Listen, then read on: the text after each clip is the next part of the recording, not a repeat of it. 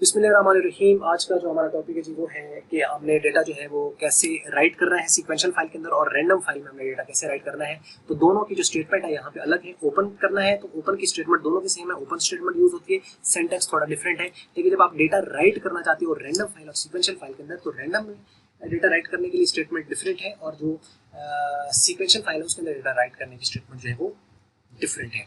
आइए हम इसको देख लेते हैं। राइट का मतलब ये होता है कि आप प्रोग्राम फाइल से डेटा फाइल में ट्रांसफर करना चाह रहे हो और ऑब्वियसली जब आप डेटा को राइट करना चाह रहे हो तो उसको आउटपुट मोड के अंदर ओपन करना जरूरी होगा सीक्वेंशियल वाली फाइल को।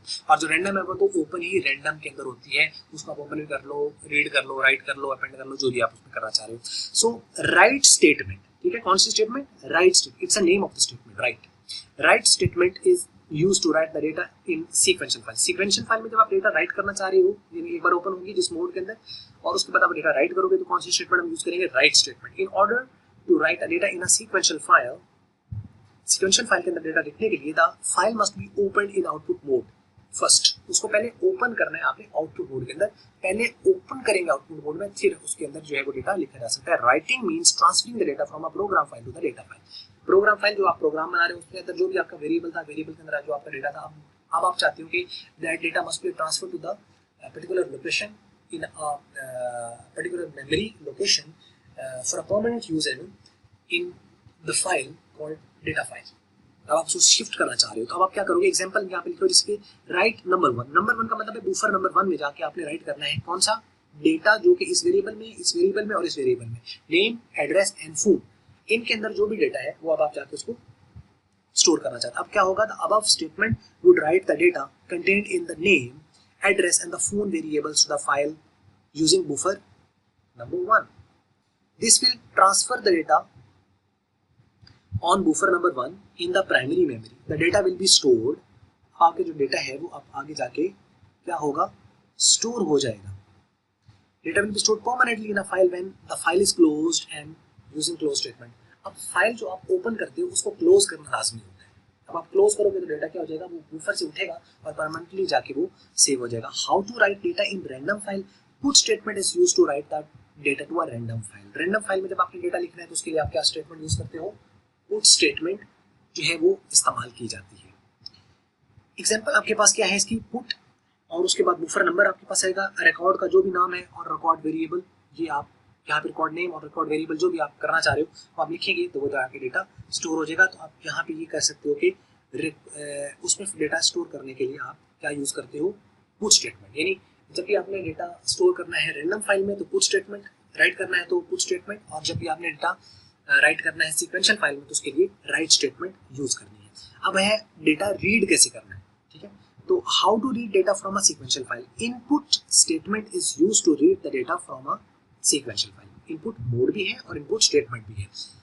इन order to read the data from a file, file must be open in input mode, यानी मोड भी इनपुट होगा और स्टेटमेंट भी कौन सी होगी? इनपुट होगी सीक्वेंशियल के अंदर। To read the data from a file that file must exist otherwise run time error will occur. तो डेटा आपके पास अगर फाइल एग्जिस्ट करनी चाहिए अगर आप डेटा रीड करना चाहते हैं, अदरवाइज जो है वो रन टाइम एरर आएगा क्योंकि आपने इनपुट के लिए इसको ओपन किया है। इनपुट और जो आपका बफर नंबर है जो भी 1 है 2 है 3 है वो आप यहाँ पे लिखेंगे इनपुट बफर नंबर, उसके बाद स्टूडेंट नेम, जीपीए, ग्रेड, ये आप उसमें से डेटा फाइल में से अब आप रीड कर रहे हो, ये आप डेटा फाइल में से डेटा रीड करके आप लेके आ रहे हो प्रोग्राम फाइल के अंदर, ठीक है? यही तो रीडिंग कहलाएगा। और इसके लिए यानी इनपुट स्टेटमेंट इस्तेमाल होती है। यानी एमसीक्यूज ज्यादातर आपको तो आएंगे 10th क्लास के अंदर, जिसमें आप ये देख सकते हो कि इन कौन सी स्टेटमेंट यूज होती है डेटा रीड करने के लिए सीक्वेंशियल में, तो इनपुट स्टेटमेंट, और कौन सा डेटा राइट करने के लिए? Right statement. और फाइल को सबसे पहले ओपन करना होता है फिर आप ऑपरेशन कर सकते हैं। उसके बाद है कि why file must be closed, नहीं बल्कि ये है कि how data read from a random file. Get, put and get ये दो इसकी स्टेटमेंट है, और राइट और इनपुट ये सीक्वेंशियल की स्टेटमेंट है। तो get statement is used to read the data from a random file. Get उसका जो बफर नंबर होगा, रिकॉर्ड नेम और रिकॉर्ड वेरिएबल जो आएंगे वो आप यहाँ से लिख के उसे रीड कर लेंगे। Why a file must be closed, file को क्लोज करना क्यों जरूरी है? Files are open for performing the different operations on them.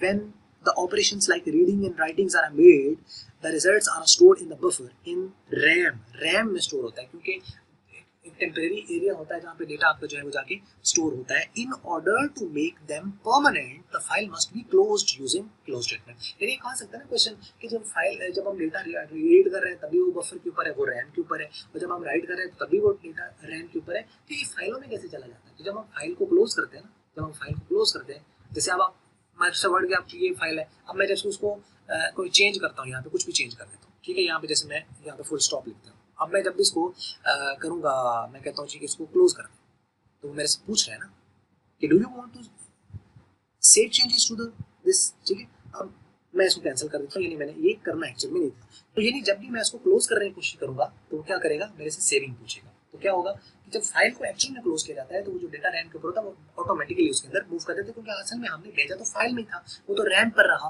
तो रैम से डेटा परमानेंटली उसके अंदर मूव कर देगा। तो फाइल को क्लोज करना क्यों जरूरी है? While the file must be close because in order to move the data from a RAM to the file so that it is stored permanently, you must have to close the file, ठीक है। अब इसके लिए close के लिए क्या है, close आपने बफर नंबर देना होता है, कि अगर आपने एक से ज्यादा अगर आपने वो उसकी लोकेशंस वगैरह जो है वो ऊपर की हुई है तो आप उसके लिए बफर नंबर इस तरीके से भी दे सकते हैं, यानी close buffer number 1, buffer number 2 and buffer 3, buffer 4, इस तरह करके भी आप उसको कर सकते हो, ठीक है। यानी क्लोज नंबर 1, नंबर 2, नंबर 3, जो कि ये नंबर 1 है, ये बफर 1 है, बफर 2, बफर 3, इस तरीके से चलेगा। या आप खाली क्लोज कर दें, खाली क्लोज भी लिखेंगे तो उससे भी हो जाता है। Close buffer number, specific location अगर आपने क्लोज करनी है तो उसके लिए बफर नंबर, और अगर आपने ओवरऑल चेंजेस करने हैं तो उसके लिए फिर आप क्लोज कर दें, क्लोज करेंगे तो सेव हो जाएगा। Syntax 1 will close only specific buffer, syntax 2 will close multiple जो है वो आपके पास files, and syntax 3 will close currently open file, जो करंटली ओपन फाइल होगी उसको वो क्लोज करेगा। उसके बाद आप एक छोटी सी टर्म है EOF, इसके बारे में ये कि रैंडम फाइल के अंदर जो है वो अक्सर यूज होता है, फाइल के आखिर ऊपर एक कैरेक्टर होता है, EOF कहा जाता है। EOF stand for end of file, EOF stand for end of file. EOF is a character at the end of every file, ये हर फाइल के एंड के ऊपर होता है। This help in check the data left in file, ठीक है। This helps in checking, this helps in checking the this helps in checking the data left in the file or not, कि डेटा पीछे कुछ बच गया है या नहीं, क्योंकि अगर इसके आगे कोई ना कोई वैल्यू आ रही होगी तो इसका मतलब ये EOF नहीं होगा, इसकी वैल्यू होती है 0 या 1 होती है। तो EOF is used during the reading the data from a file, तो अब रीड करते आ रहे हो तो वो EOF बताएगा कि डेटा पीछे पड़ा हुआ है या नहीं पड़ा हुआ, ठीक है। तो EOF will either return 0 or 1. If it returns 0, it means the data still left in the file, and if it returns 1, it means that no data left at the end of the file. सारे का सारा वो खत्म हो गया है। तो इस वीडियो के अंदर हम लोगों ने छोटे छोटे जो है कुछ टर्म्स थी, टर्मिनोलॉजीज थी जो हमने कवर की, कि हम डेटा रीड कैसे करते हैं, डेटा हम राइट कैसे करते हैं, और उसके अलावा है तो हम जो है इसके अंदर जो है फाइल को क्लोज करना क्यों ज़रूरी है, और EOF जो है एंड ऑफ फाइल, ये एक कैरेक्टर होता है, ये क्या होता है और किस लिए यूज़ होता है। तो ये थी आज की हमारी वीडियो, और यहाँ तक हमारी सीरीज़ कंप्लीट हो गई है। 10th क्लास के हवाले से हमारी आखिरी वीडियो थी, और 5वें चैप्टर की जो हमारी ये थी ये कंप्लीट होगी। और बाकी जो है मजीद आपको कोई क्वेश्चन वगैरह है इसके हवाले से तो वो आप हमें कमेंट्स में लिख सकते हैं, और प्रैक्टिकल पोर्शन भी इंशाल्लाह हम जल्द ही शुरू कर रहे हैं इसके ऊपर।